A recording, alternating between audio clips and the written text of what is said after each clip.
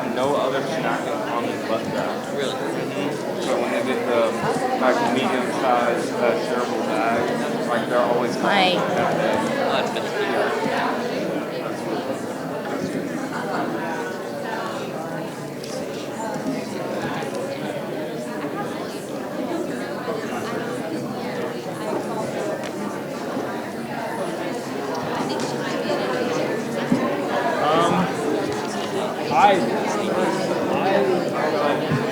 Somewhat, yes.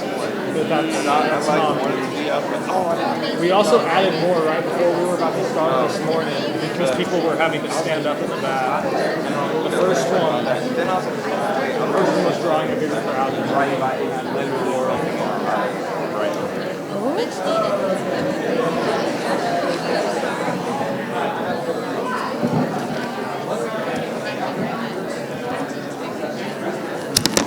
Nice. Okay, I'm putting your clicker in. Okay, so I'm going to go ahead and introduce Nancy. Wait. Almost. Okay. You good? It's a little bit cut off. Okay. Oh, wait, here.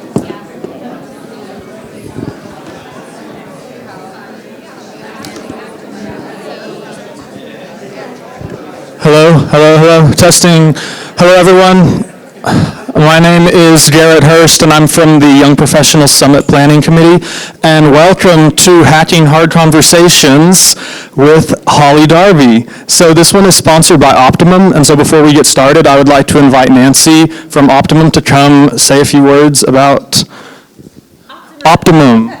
I've got a big enough. Okay, you got it. Okay. Y'all all know social media is important, right? Yes. Would you like me to take a picture with your very full audience? I would love it. Let me get over here so I can take a picture of you and behind you. Okay. It is important.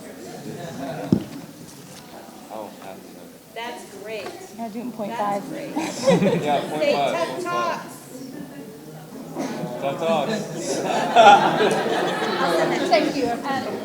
Thank you for letting us sponsor this. I think this is a great topic, and Holly, thank you for letting me have a minute with them. I appreciate it. Okay, so without further ado, I want to introduce Holly Darby, the owner of Holly Darby Consulting. She is a human resource expert and professional with many years of experience in this industry. She's passionately dedicated to sharing her wealth of knowledge and insights about HR, fueled by a mission to address the topics that genuinely matter. So here is Hacking Hard Conversations. I'll try to stay out of the projector light. I really appreciate everybody being here. This is one of my favorite topics to have a conversation with, but you have to know part of this is going to be a two-way conversation. So, audience participation is going to be required. I promise I will not make y'all stand up and sing Kumbaya or anything like that, okay? So take a breath. But I have been in HR for about 25 years, and this has been one of my favorite topics, and it seems like it's the one that never gets trained on. I mean, at work, how many of y'all have had this constantly taught? Anybody? Nobody? Well, you good. Well, then you're going to be my cohort. We have another microphone, but usually it's one of those less taught topics, and I think that's one reason why I really like to have it. When we're going into tough conversations, I'm hoping after today, we're not going to go into those thinking we're going to win an argument. Now, granted, a lot of times that's what our goal is. We do want somebody else to see our point of view, but we need to go about it as trying to get them to change the way they're thinking or change the way they're performing a process. But we want positive results. And I understand that conflict starts with CON, so it's going to be really hard for me to stay out of that light. I'll try to stay over here. And also, I talk with my hands, so anybody in the front row, y'all might want to get helmets, because this microphone might go flying. I'm going to try my best to hold on to it. But anytime we're looking at a disagreement or a conflict, it really can be boiled down to some form of miscommunication. misunderstanding, or a mistraining opportunity. And so I hope after I finish my talk today, you will see that as well. Okay? But before we get started, I really want you to think of a tough conversation that you might be avoiding, or that you might need to have when you get back into the office. I saw some grins. Anybody have a really tough conversation that they're needing to have? A couple, thank you, yes. I promise what happens at conference stays at conference. We're all on an NDA. Oh, y'all didn't sign one of those? Oh, okay. No names or anything. But think to yourself of a tough conversation. Think of why do you need to have it? Why are you avoiding it? What's the fear? Why are you avoiding it? Does anybody have a fear of difficult conversations? Uncomfortable? Uh-huh. The work relationship will not be repairable after that? That's a good one. Any others?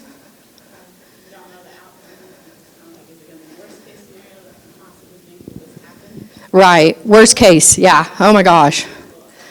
Usually I end up getting the answer, what if things change? Well, isn't that what we want them to do? They're going down that road and we need them over here, right? So don't we want something to change? And if we're approaching it correctly, it might hurt for a minute. It might be hard for a minute to have that conversation with someone. But as we walk through this, I think we can soften the blow, okay? And especially if we're looking at it from an idea of we really want to help. You know, that's our ultimate goal. So keep that difficult conversation you need to have, keep it in mind while we go through this, okay? So, before we have the conversation, we need to remember a few truths. And I have 3 truths and then some how you do it. I know that's probably not a good grammar word, but that's what we're going to try to get to here in a little bit. And so on this first one, everyone has perceptions. And I got here at lunch, and so I was able to hear, I think his name was John, the magician. Did everybody get to hear him? He spoke about people's perceptions. And I thought, wow, you would have thought I sent him my talk beforehand. I didn't even have to pay him to lead it in on this.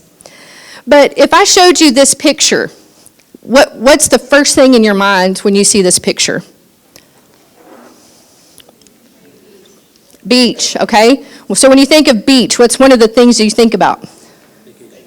Vacation. Did somebody say margarita?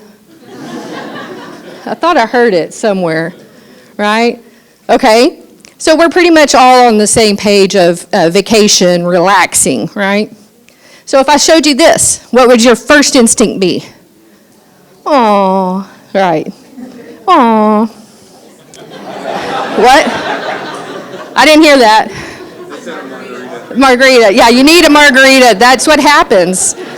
Yeah, no, sorry. Yeah, that could happen. It could. Yeah, 9 months. Count the days back.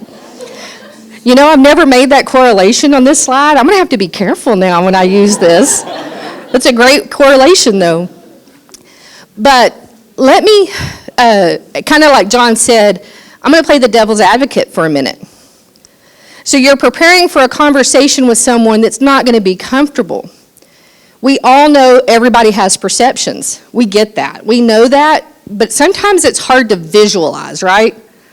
You know, because we tend to think everybody thinks like we do. And that's our tendency. It's human nature. It doesn't mean we're wrong. We just kind of need to take a step back and look at things differently. So, playing devil's advocate, if somebody else looked at the ocean and they can't swim, or they're terrified of sharks, you know, that's not going to be their idea of a great vacation, right? Now, in the bio, my bio, it says I've been an assistant scuba instructor for over 20 years as well. I love sharks. If you ever want to see a scary shark video, come see me. I have the video on my phone of a tiger shark in Fiji chasing me. So it was really cool. But if you're scared of sharks, that wouldn't be really cool for you, right? Okay. So looking at the baby, most of us went, aw, But what if you can't have children? Somebody else might not think of it as aw, but they might cry. Okay? So we have to step out of our perceptions and understand that other people have perceptions. They have their reality. You've heard their perception is their reality. It's a very fair statement. Okay? So moving on truth number 2. We must build truth. And this kind of peels off of perception. But the trust has to be involved in this. And if it's a new coworker that we might not know very well, or a new manager that they brought in and we're not too sure about him yet, that trust hasn't been developed. So it makes having tough conversations a little more difficult when that trust isn't there. And this is one of my favorite pictures. I use it for perception, but I also use it in trust because they're both right, depending on where they're standing. Giving somebody some trust means, okay, I'm going to take it on faith and I'm going to see it from your point of view. Getting in their shoes, I think, is another saying that we've usually heard. And on here I have understanding that everyone has their own truth, their own version. So when we're approaching a tough conversation, most of the time we're thinking there's two sides, right? My side and your side. But actually there's 3. There's my side, your side, and somewhere in the middle is probably our true reality, right? So understanding that we might not be seeing everything, making sure that we go in with an open heart and an open mind and ready to take a step in that direction, as hard as it might be. That's called vulnerability too. Okay? And I'm really sorry it's this afternoon, right after lunch, and it's hot in here, so I'm going to try my best to keep everybody awake. So if you start nodding off, let me know. They put candy on the table. I can throw it at people if we need to, but just let me know. I also have on here, we should show patience and kindness, the golden rule. Treat people like we want to be treated. If we go in hot and just accusatory and yelling, that's really going to shut the conversation down, right? It's not going to encourage a two-way conversation. So making sure that we do practice kindness and understanding is going to help the situation. And I love this quote, we perpetuate conflict when we do not see the other side. We're just keeping the hurt feelings going when we don't give in and see it from another side or another point of view. We need to get into their shoes. And why is this so important? I've been in HR for my whole career, and our governing body, most people call it our mothership. I don't kind of know the proper term. But they did a study in 2020, and they said that the survey said, not the SHRM, but they said that they did a study, and 40% of employees feel like managers and coworkers do not handle conflict well or at all. So can you imagine 40% of this room? That's quite a few people, right? I was hoping I knew how many people were in here so I could do the math, but I don't know. But just looking around, knowing that your neighbor might feel like you don't handle conflict very well. So how do we handle conflict? One of the first things that the gentleman that was in here before me was saying was talking about getting to know the person. I use the term motivation language or learning style. Does anybody know their learning style? Are you kinesthetic? So you learn by doing, right? You're an auditory, right? You are? Okay. Do you learn more by hearing and taking notes, or do you learn more by doing? Okay. So do you know your learning style? Okay. Do you know your coworkers' learning style or motivation language? You do? What's your favorite employee's learning style? I think they each have their own, I wouldn't say favorite because they're all unique because of how they learn. Right. So it just depends on case by Case. case. and Yeah, understanding. Yeah, and exactly. Because if we know the type of learning, of course, y'all might be thinking, why are we talking about learning style? We're going to be having a conflict conversation. Well, it depends, because if a person is an auditory learner, yeah, it'd be real easy to go in there and just talk, and you can probably figure out a good outcome. I'm a visual learner. I do better by reading and writing, so maybe send me an email with bullet points of items that you would like to discuss in a meeting. You know, so knowing who you're going to have a conversation with is really important, so it can be a productive conversation. One of my favorite books, I didn't say this at the beginning. I will quote several books during this talk. And if you're interested, I have my suggested reading for this topic. I have some printed. So after the conversation, if you want to come up and get a copy, that way you're not having to take so many notes. My favorite book on this is called The 5 Love Languages. Has anybody read those? Several people? Okay, good. So you've read it. So can you spot people when you start developing a relationship with them? Can you tell what their motivational language is? It's a skill. I mean, and it's you got to kind of know the person a little bit to be able to really spot them. I had an assistant that her primary motivation language was words of affirmation. Okay. Believe it or not, I'm a massive introvert. And when I'm going into work, I'm going in with my head down, and I know the next 20 things I'm going to be doing. I don't look up.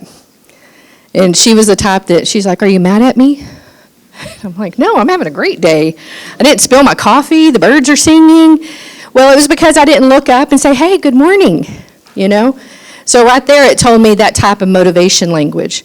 So if I ever needed to have a hard conversation with her, I knew, because of my personality, I was really going to have to soften it up.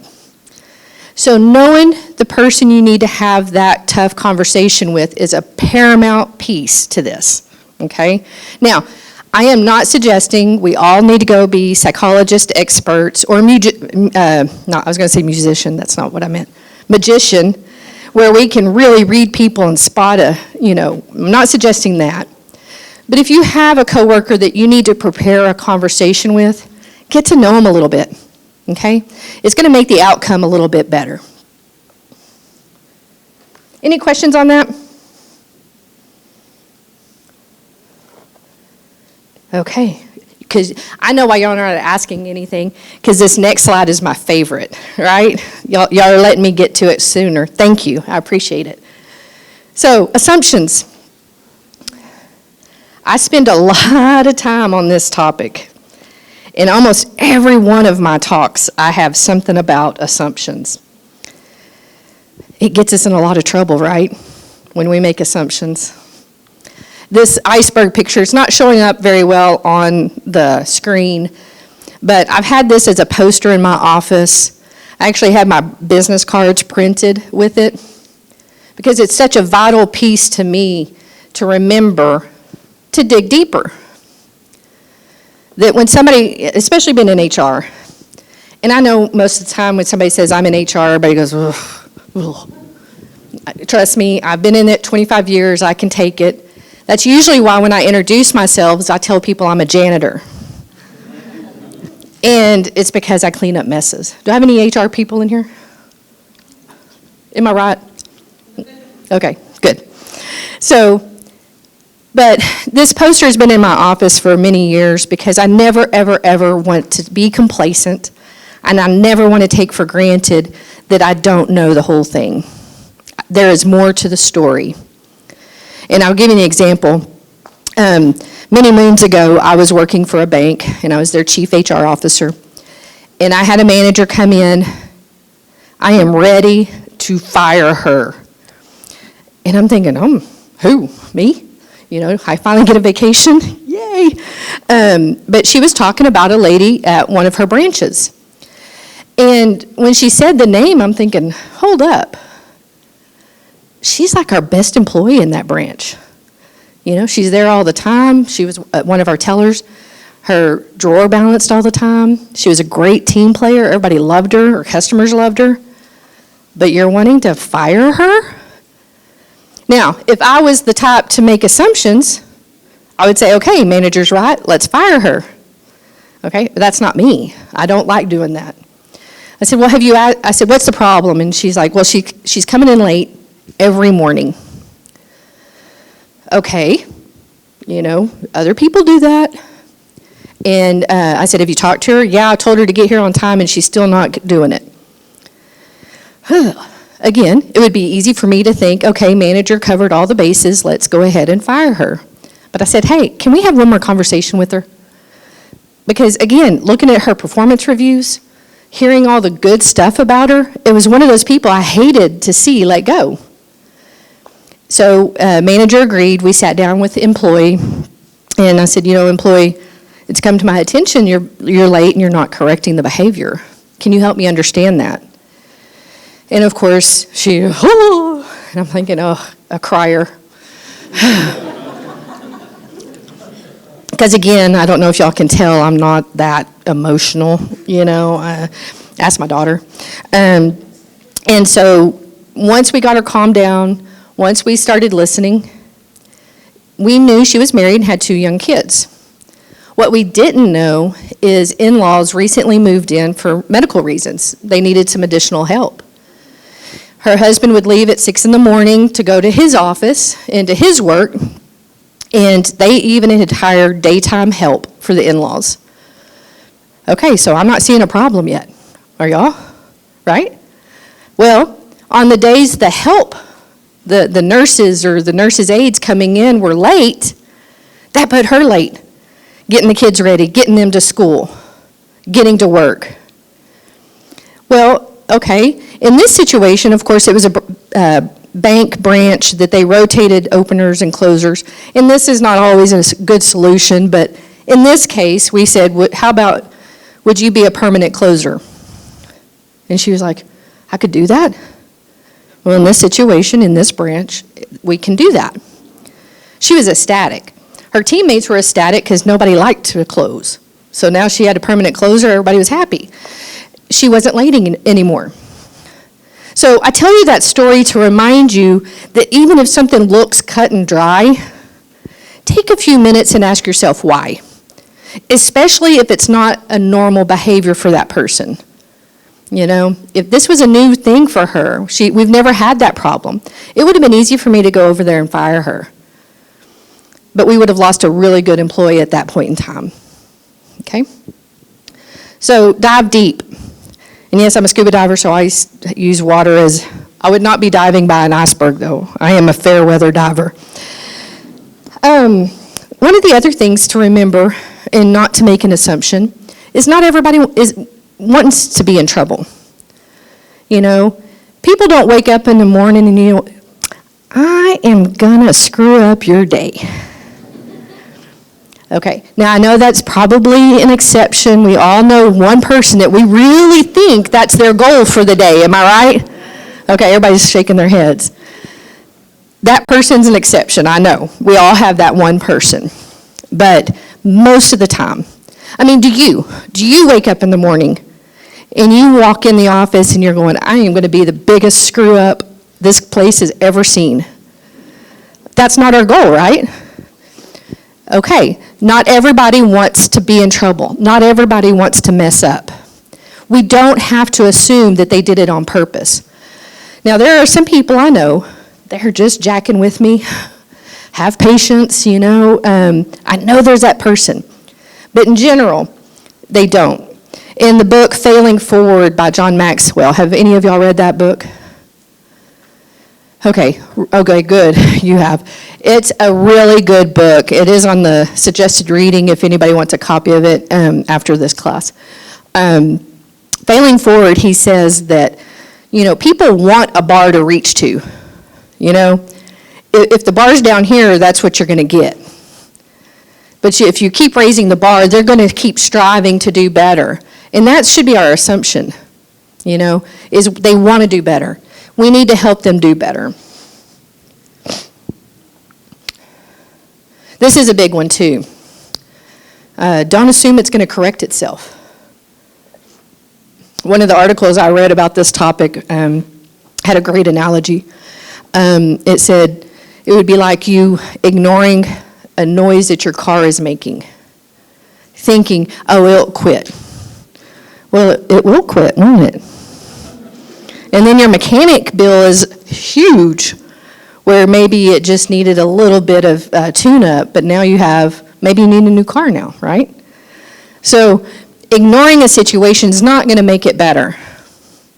I mean, it's just not. We can't keep ignoring it. Joseph Graney, he was one of the authors of Crucial Conversations, another really good book.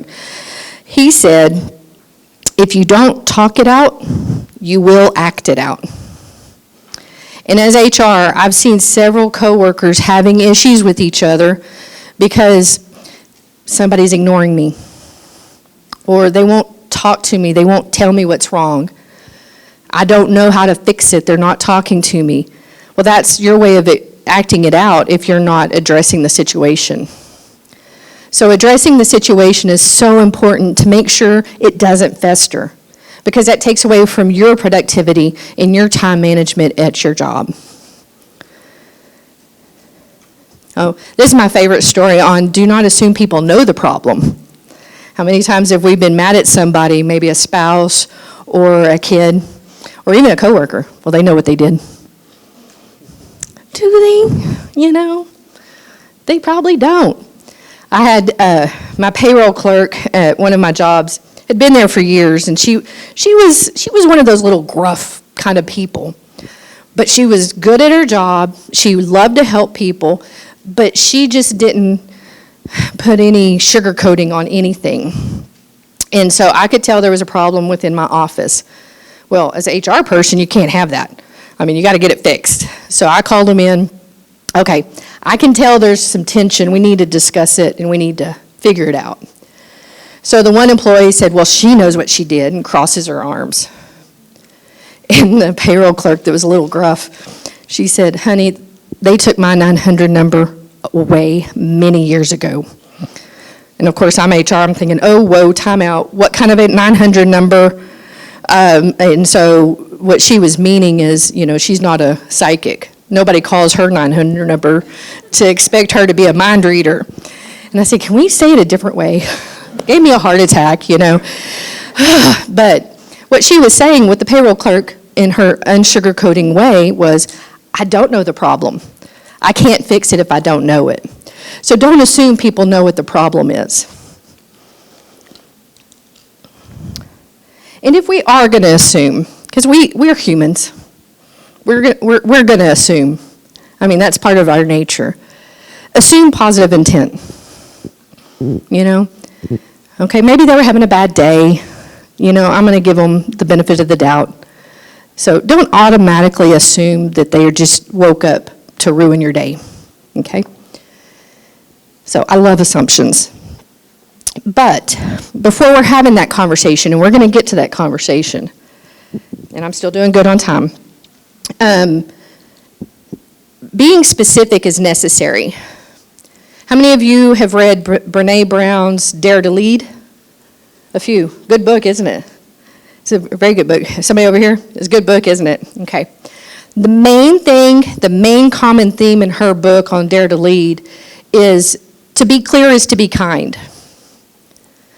And so this next piece that I'm going to talk about is to get clarity on what the problem is, because we're going to get ready and have that conversation with the person we need to have it with. So if we cannot say what the problem is, we need to stop and do some homework. And so mind maps. I know most of us have probably seen mind maps in school. A lot of academia uses it. Some places that are manufacturing use mind maps for processes and procedures. I've kind of taken the mind map concept and put it into HR on steroids. I know I shouldn't brag about being on drugs, but mind maps will really help people get some clarity. And let me give you an example. I had this one employee having an issue with another employee that they were cube mates. And they were on the production floor. And most of the time when people came to talk to me, it was not for me as HR to go save the day or fix it. I rarely ever did that.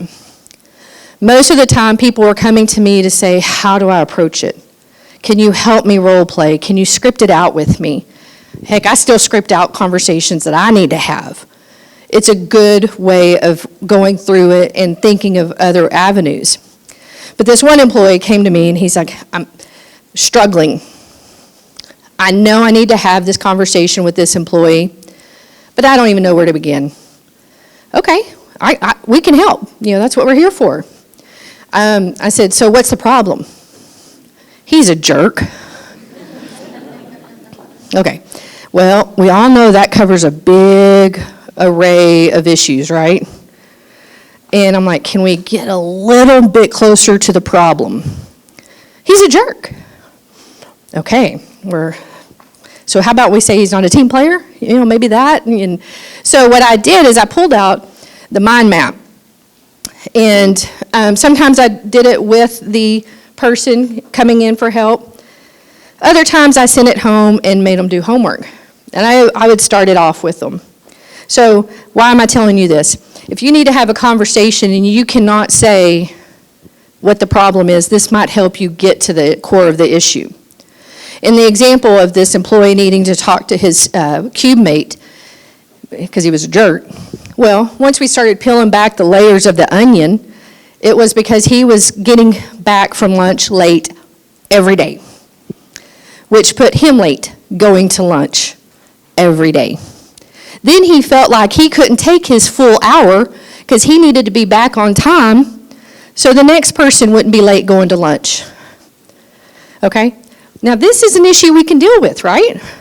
Somebody being late, we can do it. Jerk is a little bit, that's a little bit theoretical, more than we can deal with. So once we peeled back the layer of the onion and he realized, oh, it's because he's late every day. Okay? I didn't help him have that conversation with the employee. I said, let me go talk to the manager first, and so we can do a little bit more. And it ended up being an HR issue. The manager thought since he didn't need time other than his lunch, he didn't need to tell us he needed FMLA. So that ended up being a whole nother level of situation. But in times, if you cannot tell the person you need to have the conversation with what the problem is, they can't fix it. Okay? If you can't decide what success looks like, what will make you happy at the end, then you need to do some more homework. Okay? Because the difference between just complaining and really addressing an issue is knowing there's an outcome. And I'll give you a reason why I'm saying that. As HR, and of course I have my HR people back here that can probably attest to what I'm about to say, we have employees that come in and all they want to do is gripe. That's all they want to do. And you know those people because when you say, okay, I understand you're upset, how can we fix it? If they say, I don't know, or just fix it, that's your job, okay, that means they're not really invested in finding the solution. So there's those people, and we all know them, we all love them still, bless their hearts, we got to maintain them, but there's a difference. So being specific and knowing what the outcome should look like is the other piece to that. Okay. Any questions on that? Have any of y'all used mind maps? You have? What have you used it for? Oh, huh? How would I start it? Great question. You get a bag. That was a good question. How I would start it is on the situation where we were just talking about the guy was late, but the beginning bubble, I actually wrote jerk because that was the first word out of the guy's mouth. And so starting asking them questions. Okay, Help me understand why you're upset with him, and just keep asking, okay, why? Okay, why? And I do have a list of questions that go along with this at the end, or I have business cards. Y'all can email me or connect with me on LinkedIn, and I can share that list with you. But it is a lot of, okay, but why? You know, and in this situation, another situation we did it with was, trying to think of why they came in, but it ended up being they were having a problem with who does what. Was another situation where I brought this in. And so we got to see where the demarcation line of job responsibilities were. So in the beginning it was training. Well, any training people in here? Okay, training is a huge umbrella, right? So who's to train what? And we were able to kind of separate it out. And in the middle was training. On this side, we would do, it was at the bank, so we would do operations, like teller operations, balancing, and then customer service. You know, what would that look like? Because you can say you stink at customer service, okay, but if am I on the phone or am I a teller? Customer service means different things to different people. So in this situation, it was a teller, so the customer service would be, you know, asking someone, or welcoming someone within 3 seconds of them walking in the door. Teller drawer is balanced, you know. But I have seen, this is a basic one, honestly. We had a big issue, and it took 2 of these to finally get to the core of it. So does that answer your question? Now, I've also seen this for job descriptions. I know this might be a little off topic, but have y'all read job descriptions? Okay. There must be an old English class in college somewhere that I never took, because the wherefore art thous on job descriptions, I mean, good Lord. And so that's part of it too. If a manager was saying, you know what, you're not doing good customer service, well, I'd say, okay, what does good customer service look like? And make them map it out. Because if you can't tell me what success looks like, it can't be on that job description. Or if you can't tell me the outcome of your difficult conversation, we don't need to have it yet. Does that make sense? Any other questions? Okay. This is my favorite quote. I have a lot of favorite quotes, I've noticed. The single biggest problem in communication is the illusion that it has taken place. And a lot of times we're all guilty of this. And I love communication, and I think I'm an expert at it, but you know, the universe does keep me very humble sometimes. And I had to have a conversation with an employee, and they were responsible for one of the projects in our office. They were not where they were supposed to be, and so I needed to have that tough conversation. So I had the conversation. I thought we were on the same page. And I always did this extra little step because I wanted to make sure I was speaking their language, going back to motivation, going back to learning styles. I would ask her, take 20 minutes, don't be interrupted, don't answer emails, don't answer your phone, shut your door, and write me an email giving me an interpretation of this conversation, your commitment to fix the situation, and any time frames we've agreed to, and please send that to me in the next 20 minutes. Now, as a manager, what does that do for you? Accountability and documentation, right? And it's documentation I didn't have to do. They did it.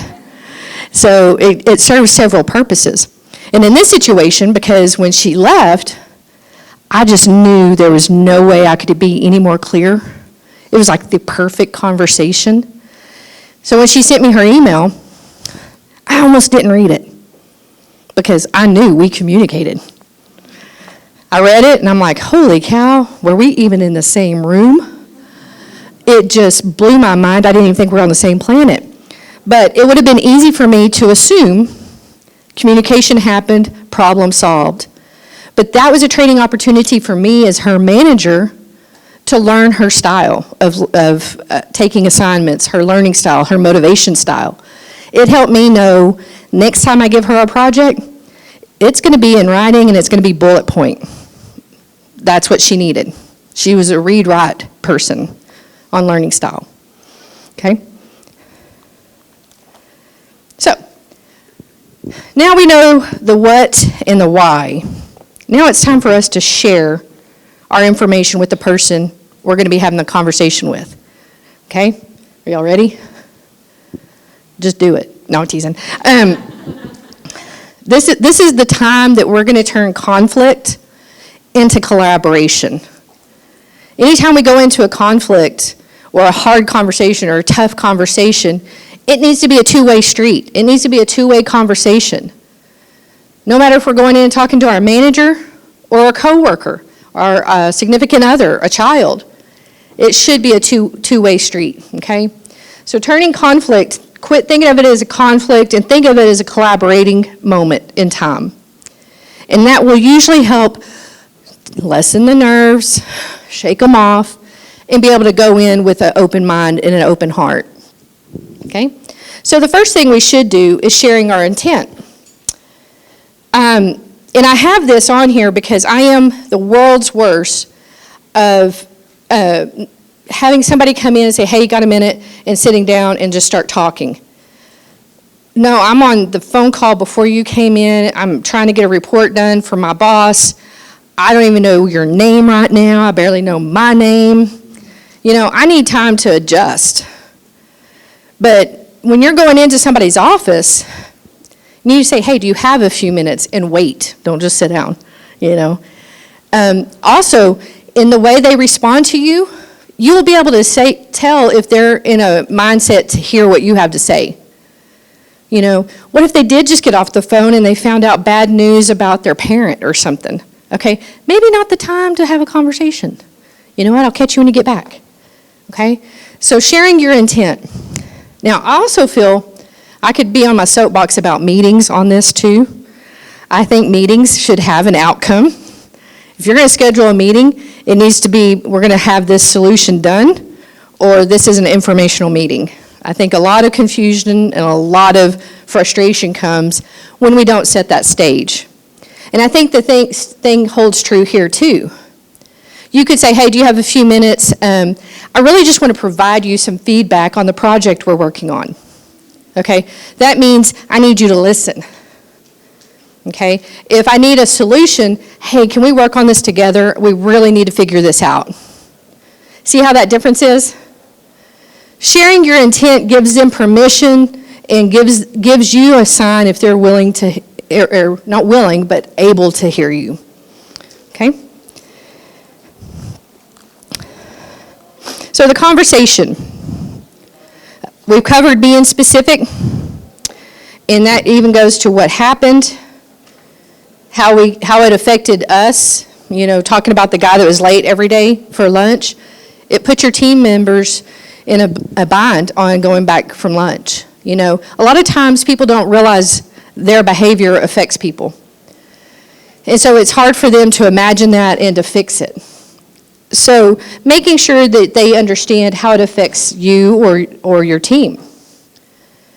What's needed to correct the situation. That kind of goes back to, if you can't name what success looks like, how are you going to give instruction? Okay? So making sure that you tell them how to correct it. If it's being late, that's easy. You need to be on time, right? That's an easy conversation to have. But when you're having the conversation, remove distractions. And I know a lot of us take notes on our iPhone or our iPad. I understand that technology is phenomenal. But even if somebody was coming in my office, I even locked my computer screen because I would see email notifications pop up. Our phone system, even if somebody's leaving a voicemail, that would pop up on your computer screen. I was not giving that person undivided attention. I was distracted. So I think cell phones, iPads give the same thing. They're a distraction. And again, I understand that I'm not tech savvy, but it is a huge distraction for me. But also, if you walk up to somebody and they're doing this, and you say, hey, can I talk to you? And you're like, yeah, what do you need? Does that really give you the idea that they're willing to listen to you? It really doesn't. And listen to understand, not respond. I know we've all heard that on active listening. Giving criticism respectfully and constructively. Focus on actions instead of the person. So, staying away from, you should. If somebody came in and said, you should, you're immediately going, well, no, I shouldn't. You're not my boss, Or maybe that's just my kid when I would go into her room and tell her she should do something. Or using the never and always. You're never on time. I was late once, So trying to stay away from those trigger words would be good. Now, I know we're getting close on time, but one of the things, when I was preparing for this conversation, I was talking to, I have my own company, and I was talking to one of my clients, because they want this same talk, and I said, what's the one thing that you see more than anything that you're struggling with? And she said, when people come in and want to talk about salaries. And I'm like, that's a great addition. With all the new laws on pay transparency, we all know what each other makes almost. We're getting there. It's slow. But the one thing, and it could be wages, it could be, somebody was late. Make sure you keep it on yourself, okay? Where people go wrong on this conversation, and I personally, being in HR, have had this conversation more times than I care to count. They come in and say, you know what? Holly makes this much, and I feel like I need to make the same amount. Okay, well, what's your contribution? What do you bring to the table? How many years have you been here? That's not going to win an argument. Or if your manager's talking to you about being late, well, did you talk to Holly? She's always late. Again, that's not helping your situation. Listen to it and change what you can for yourself and keep it on you. If you want to talk to somebody about a wage increase, great, go for it. Do your homework first. Don't go and print off salary surveys online and throw it at the HR person and say, I'm not making market value. Do your homework. My error rate's 0%. I've been here 20 years. Talk about your contribution and keep it on you. Don't bring other people into the conversation. Okay. So I also added receiving feedback. All of the truths that we have covered go to receiving feedback as well. Knowing that people have different perceptions, we need to trust, we need not to assume, and realizing that we don't want to fail either. But knowing that if somebody's giving us feedback, they care enough to give us feedback. It'd be real easy to say, you know what, you're not meeting standards, you're gone.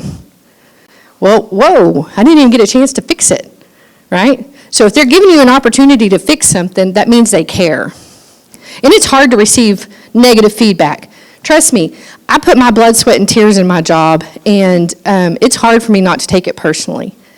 But really try to take yourself out of that for a minute, take a step back, and look at it objectively. There's a Carl Jung quote that goes really well with this.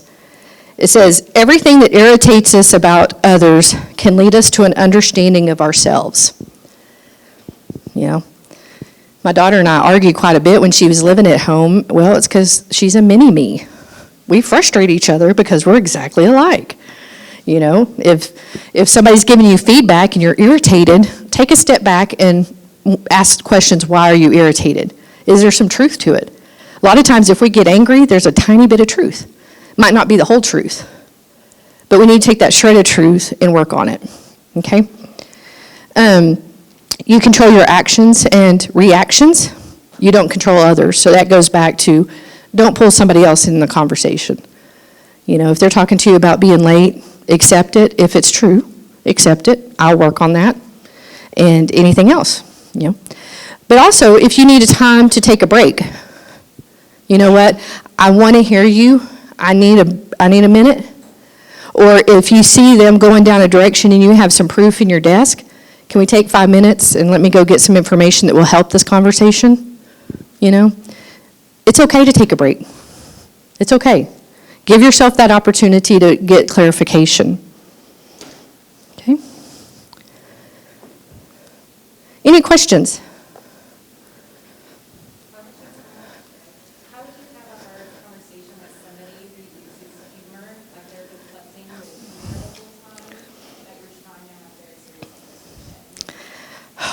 Oh, that's such a good one. You get a bag too. You know, I know several people that is their coping mechanism is humor. And it doesn't always lead to constructive feedback or a solution. And is the person, do they report to you or are you reporting to them? Coworker? Yeah. So that's going to be a hard conversation, and I would do it when you're not having another conversation. And I've had this conversation with, I might know them, I'm teasing. But going in and talking to them one-on-one, saying, listen, I love working with you. I learn a lot, if that's true. I mean, say true stuff. But I really need to have a conversation with you because I feel like sometimes you're not 100% there with me. And I think it's the way you're handling it. But I want to make sure I understand where you're coming from. And make sure it's about you. I'm not getting where you're coming from. This is hard for me to work with. I don't know if we're being serious or if we're joking. But it is a conversation I wouldn't have with, if you're having another conversation, don't say, you know what, quit the jokes. You know, now that's my tendency, but I've learned through my career to have a separate conversation. And that is a hard one. I'll give you my phone number here in a minute. Call me if you need help. Does that answer your question a little bit? Okay, because it is how people do control themselves. I mean, that is a defensive mechanism because honestly, most people that have a defensive mechanism is they're showing you their insecurity. So if you go about it with a true caring heart of, okay, this person is insecure, I might be intimidating them, not knowing I am. And going at it as more, and I'm going to use this word because I'm not thinking of another word, but going at it a little more submissively will also help sometimes on that situation.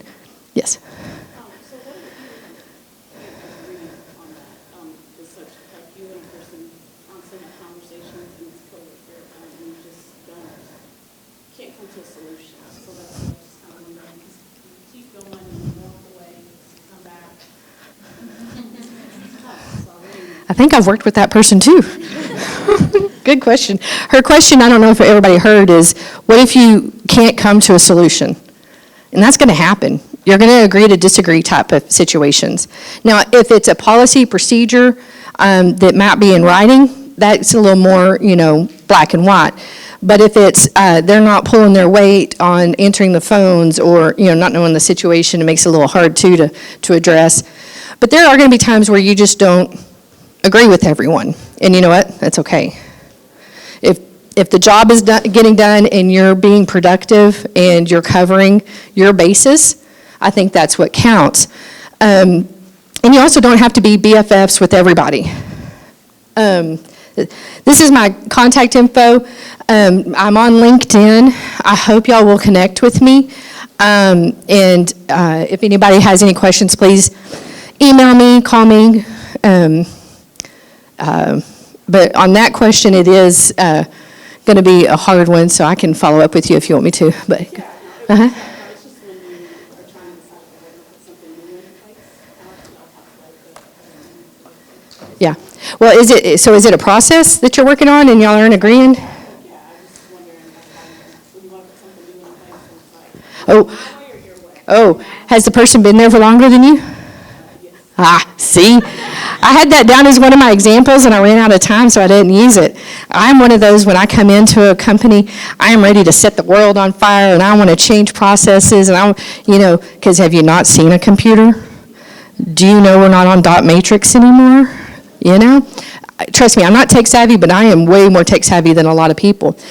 What I have learned the hard way in that situation is usually when you're coming in to a new company or a person that's been doing it for years and you're like, the big chief tablet, yeah, I probably know that person.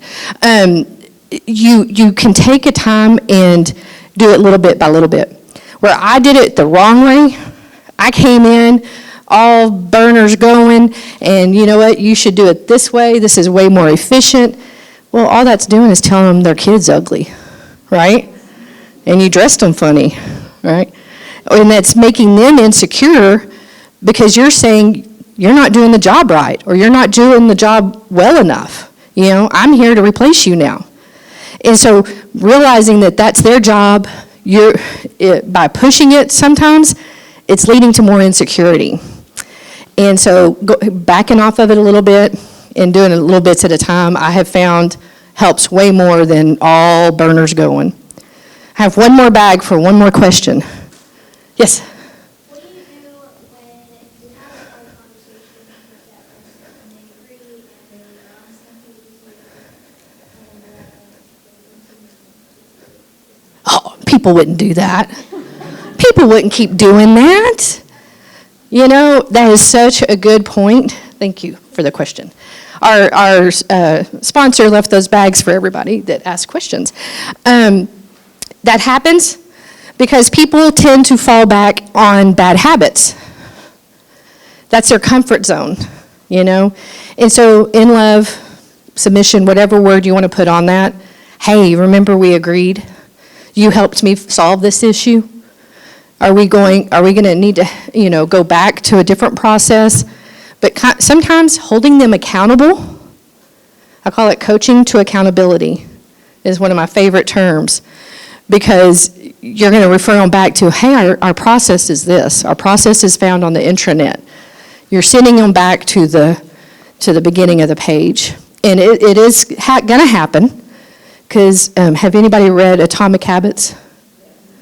Okay, it's not on this reading list. You have Atomic Habits is a really good book because of that very thing, because people are set in their ways, and it's hard for them to change. And so us lovingly and reminding them, hey, we agreed to this process, will always help. And bringing it to you. Hey, did I misunderstand? Or, hey, did we change that? Do I need to do something different? That leads the conversation instead of going, you're not doing it right. You didn't do it. You never do it this way, So it does change the dynamic a little bit. Did that help at all? Okay, I hope so. No problem. I know I'm over time, so I appreciate y'all's time. And again, you can tell this is one of my favorite topics. I actually cut like an hour and a half off of this, but I appreciate y'all so much.